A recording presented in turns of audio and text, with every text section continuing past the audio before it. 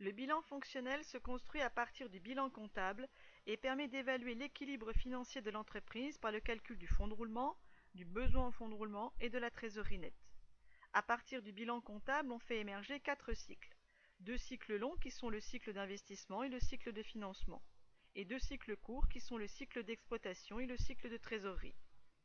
Le bilan fonctionnel implique de faire un regroupement représenté par le cycle d'investissement appelé actif stable en jaune et qui inclut le total brut de l'actif immobilisé.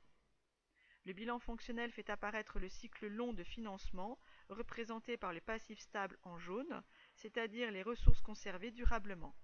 Le passif stable regroupe le total des capitaux propres, les provisions, l'emprunt bancaire, sauf le concours bancaire, et le total de la colonne amortissement et dépréciation. Le bilan fonctionnel fait apparaître le cycle court d'exploitation représenté par l'actif circulant d'exploitation et le passif circulant d'exploitation. L'actif circulant d'exploitation regroupe les stocks et les créances clients, et le passif circulant d'exploitation comprend les dettes fournisseurs et les dettes fiscales et sociales. Le bilan fonctionnel fait également apparaître le cycle court de trésorerie représenté par la trésorerie active et la trésorerie passive. La trésorerie active inclut les disponibilités en banque et caisse, ainsi que les VMP, valeurs mobilières de placement, et la trésorerie passive inclut les concours bancaires. Les totaux du bilan fonctionnel doivent être égaux. Ce total coïncide au total brut de l'actif du bilan comptable. Une fois le bilan fonctionnel construit, on observe les 2 cycles longs en jaune représentés par l'actif stable et le passif stable. Le cycle long de financement, c'est-à-dire le passif stable, doit être supérieur au cycle long d'investissement, c'est-à-dire supérieur à l'actif stable.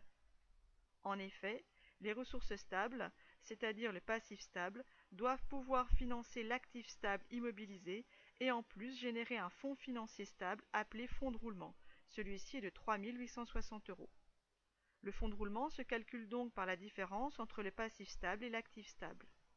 L'entreprise dispose d'un fonds de roulement si l'intégralité de l'actif stable composé de l'actif immobilisé en valeur brute est financée par le passif stable.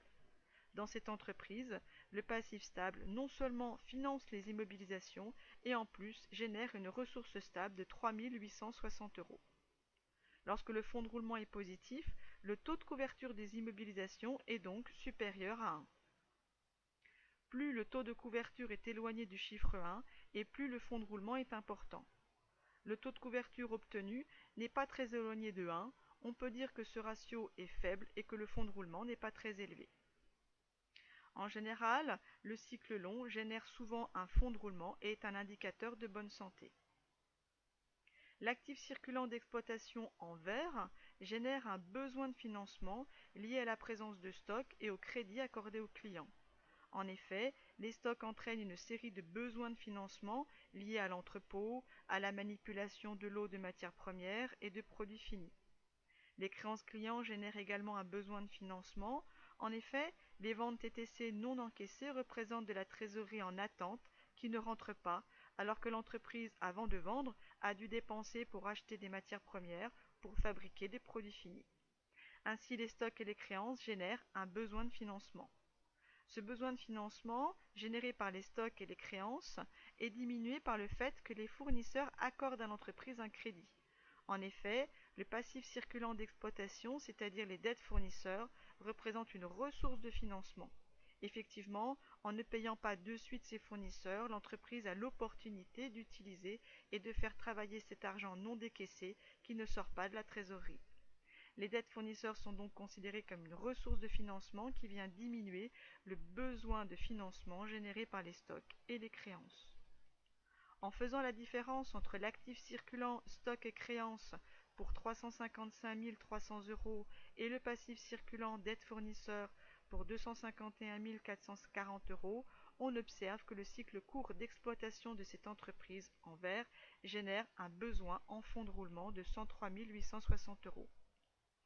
Effectivement, dans beaucoup d'entreprises, les stocks et les créances qui génèrent un besoin de financement sont souvent supérieurs aux dettes fournisseurs qui génèrent une ressource de financement. Est-ce que l'équilibre financier de cette entreprise est assuré? Cet équilibre financier s'évalue de deux manières. Soit on calcule la trésorerie nette qui s'obtient en faisant trésorerie active de 10 000 euros, c'est-à-dire les disponibilités en banque, caisse et les VMP, moins la trésorerie passive, c'est-à-dire les concours bancaires de 110 000 euros.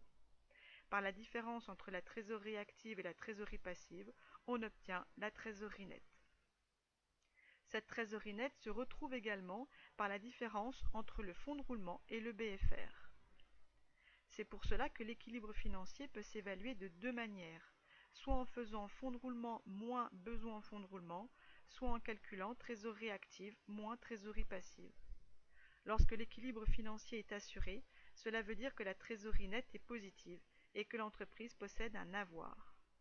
Lorsque la trésorerie nette est négative, cela veut dire que l'entreprise a un découvert bancaire. Dans la situation observée, on s'aperçoit que le fonds de roulement de 3 860 euros n'est pas capable de financer le besoin en fonds de roulement issu du cycle d'exploitation de 103 860 euros. Ainsi, la trésorerie nette est inférieure à zéro de 100 000 euros et correspond à un découvert bancaire. On peut affirmer que l'équilibre financier n'est pas assuré.